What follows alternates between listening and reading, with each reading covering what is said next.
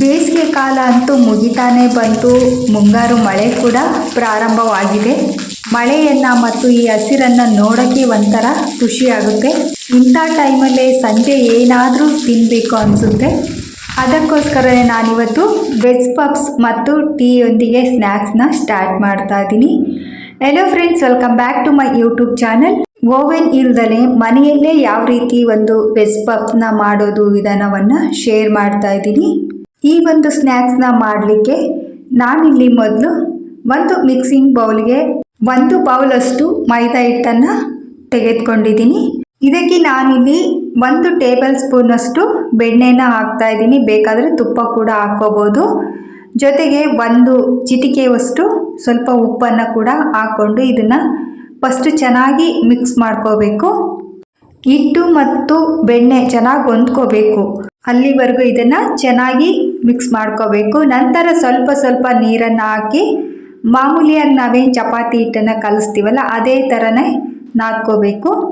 ಈ ರೀತಿ ಹಿಟ್ಟನ್ನು ಕಲಸಿದ ಮೇಲೆ ಸ್ವಲ್ಪ ಎಣ್ಣೆ ಅಥವಾ ತುಪ್ಪನ ಹಚ್ಚಿಟ್ಟು ಮೇಲ್ಗಡೆ ಒಂದು ಲಿಡ್ನ ಕ್ಲೋಸ್ ಮಾಡಿ ಎತ್ತಿಡಬೇಕು. ನೋಡಿ, ಇದು ರೆಡಿ ಆಗಿದೆ. ಒಂದು ಅರ್ಧ ಗಂಟೆ ಇದನ್ನು ಎತ್ತಿಡೋಣ. ನಂತರ ನಾನಿಲ್ಲಿ ಕ್ಯಾರೆಟ್, ಆಲೂಗಡ್ಡೆ, ಬೀನ್ಸ್, ಈರುಳ್ಳಿ, ಹಸಿಮೆಣಸಿನ್ಕಾಯಿ ಮತ್ತು ಟೊಮೊಟೊ, ಕೊತ್ತಂಬರಿ ಸೊಪ್ಪನ್ನು ರೆಡಿ ಮಾಡ್ಕೊಂಡಿದ್ದೀನಿ. ಜೊತೆಗೆ ಶುಂಠಿ ಬೆಳ್ಳುಳ್ಳಿ ಪೇಸ್ಟ್ ಕೂಡ ಬೇಕು. ನಂತರ 1 ಸ್ಪೂನ್ ಅಕ್ಕಿ ಹಿಟ್ಟು, 1 ಸ್ಪೂನ್ ಮೈದಾ ಹಿಟ್ಟು ತುಪ್ಪದೊಂದಿಗೆ ಈ ಬೌಲಲ್ಲಿ ಈ ರೀತಿ ಮಿಕ್ಸ್ ಮಾಡಿಕೊಂಡು ಎತ್ತಿಟ್ಕೋಬೇಕು. ತುಪ್ಪ ಇಲ್ಲ ಅಂದರೆ ಎಣ್ಣೆ ಕೂಡ ಹಾಕ್ಕೋಬೋದು. ನಂತರ ಒಂದು ಕಡಾಯಿಯಲ್ಲಿ ನಾನು ಎಣ್ಣೆನ ಹಾಕಿ ಕಟ್ ಮಾಡಿರುವ ತರಕಾರಿ ಅಂದರೆ ಈರುಳ್ಳಿ, ಹಸಿಮೆಣಸಿನ್ಕಾಯಿ ಮತ್ತು ಕ್ಯಾರೆಟ್, ಆಲೂಗಡ್ಡೆ, ಶುಂಠಿ ಬೆಳ್ಳುಳ್ಳಿ ಪೇಸ್ಟ್ ಎಲ್ಲವನ್ನು ಹಾಕ್ಕೊಂಡು ಚೆನ್ನಾಗಿ ಮಿಕ್ಸ್ ಮಾಡ್ಕೋಬೇಕು. ಮತ್ತು ಬೇರೆ ಎಕ್ಸ್ಟ್ರಾ ತರಕಾರಿಗಳು ಇದ್ರೂ ಕೂಡ ಆ್ಯಡ್ ಮಾಡ್ಬೋದು. ಇವಾಗ ಸ್ವಲ್ಪ ಉಪ್ಪನ್ನು ಹಾಕ್ಕೊಂಡು ಇದನ್ನು ಸ್ವಲ್ಪ ಬೇಯಿಸ್ಕೋಬೇಕು. ಜೊತೆಗೆ ಹಸಿ ಬಟಾಣಿ ಮತ್ತು ಕ್ಯಾಪ್ಸಿಕಮ್ ಎಕ್ಸ್ಟ್ರಾ ತರಕಾರಿಗಳನ್ನು ಆ್ಯಡ್ ಮಾಡ್ಬೋದು. ಅರ್ಧ ಸ್ಪೂನ್ ಧನಿಯಾ, ಅರ್ಧ ಸ್ಪೂನ್ ಗರಂ ಮಸಾಲ, ಅರ್ಧ ಸ್ಪೂನ್ ಕೆಂಪು ಮೆಣಸಿನ ಪುಡಿ ಹಾಕ್ಕೊಂಡು ಚೆನ್ನಾಗಿ ಮಿಕ್ಸ್ ಮಾಡ್ಕೋಬೇಕು. ನಂತರ ಸ್ವಲ್ಪ ಅರಿಶಿನ ಪುಡಿ ಕೂಡ ಹಾಕಿ ಕೊತ್ತಂಬರಿ ಸೊಪ್ಪನ್ನು ಹಾಕಿ ಇದನ್ನು ಗ್ಯಾಸ್ನ ಆಫ್ ಮಾಡಿಕೊಂಡು ಇದನ್ನ ಎತ್ತಿಟ್ಕೋಬೇಕು. ಈ ಸ್ಟಫಿಂಗ್ ತಣ್ಣಗಾಗಲಿಕ್ಕೆ ಬಿಟ್ಟು ನಂತರ ಹಿಟ್ಟನ್ನು ಇವಾಗ ಚೆನ್ನಾಗಿ ನಾದ್ಕೋಬೇಕು. ಮತ್ತೊಂದು ಸಲ ಹಿಟ್ಟನ್ನು ಚೆನ್ನಾಗಿ ನಾದಿದ ನಂತರ ನಾವು ಬಿಲ್ಲೆಗಳನ್ನಾಗಿ ಈ ರೀತಿ ಮಾಡ್ಕೋಬೇಕು. ನಾನಿಲ್ಲಿ 6 ಬಿಲ್ಲೆಗಳನ್ನು ಮಾಡ್ಕೊಂಡಿದ್ದೀನಿ. ಇದನ್ನು 3 ಚಪಾತಿ ಥರ ಲಟ್ಟಿಸ್ಕೊಂಡು ನಂತರ 3 ಸಪ್ರೇಟಾಗಿ ಮಾಡ್ತೀನಿ. ನೋಡಿ, ಈ ರೀತಿ ತೆಳುವಾಗಿ ಚಪಾತಿ ಥರ ಲಟ್ಟಿಸ್ಕೋಬೇಕು. 3 ಅಂತ ಅಲ್ಲ, ಎಷ್ಟಾದರೂ ಸರಿ. ನಾವು ಪದ್ರು ಯಾವ ಥರ ಶೇಪ್ ಬೇಕೋ ಆ ಥರ ಪದ್ರು ಜಾಸ್ತಿ ಬಂದಷ್ಟು ಚೆನ್ನಾಗಾಗುತ್ತೆ ಈ ವೆಜ್ ಪಪ್. ನೋಡಿ, ಈ ರೀತಿ ತೆಳುವಾಗಿ ಚಪಾತಿಗಳನ್ನು ಲಟ್ಟಿಸ್ಕೋಬೇಕು. ಇದೇ ಥರ ನಾನು ಅಷ್ಟನ್ನು ಕೂಡ ಲಟ್ಟಿಸ್ಕೊಂಡಿದ್ದೀನಿ. ನಂತರ ನಾನಿಲ್ಲಿ ಮೈದಾ ಹಿಟ್ಟು ಮತ್ತು ಅಕ್ಕಿ ಹಿಟ್ಟಿನ ಒಂದು ತುಪ್ಪ ಹಾಕಿ ಮಿಶ್ರಣ ಏನು ಮಾಡಿದ್ನಲ್ಲ ಅದನ್ನು ಫಸ್ಟ್ ಲೇಯರ್ಗೆ ಹಚ್ಚುತ್ತಾ ಇದ್ದೀನಿ. ನಂತರ ಇದರ ಮೇಲೆ ಇನ್ನೊಂದು ಚಪಾತಿನ ಹಾಕಿ ಇದೇ ಥರನೇ ಮತ್ತಿವಾಗ ಅಕ್ಕಿ ಹಿಟ್ಟು ಮತ್ತು ತುಪ್ಪದ ಮಿಶ್ರಣವನ್ನು ಹಚ್ಕೋಬೇಕು. ಮತ್ತು ಮೇಲ್ಗಡೆ ಕೂಡ ಹಾಕಿ ನಾವು ಈ ಪದ್ರ ಮಡಿಸದೇ ಇದ್ದರೆ ಡೈರೆಕ್ಟಾಗಿ ಕೂಡ ಕಟ್ ಮಾಡ್ಕೊಂಡು ಹಾಗೇನೂ ಕೂಡ ಮಾಡ್ಬೋದು. ನಾನಿಲ್ಲಿ ಇನ್ನೊಂದು ಸ್ಟೆಪ್ ಕೂಡ ಮಡಚಿ ಮತ್ತೆ ಲಟ್ಟಿಸ್ತಾ ಇದ್ದೀನಿ.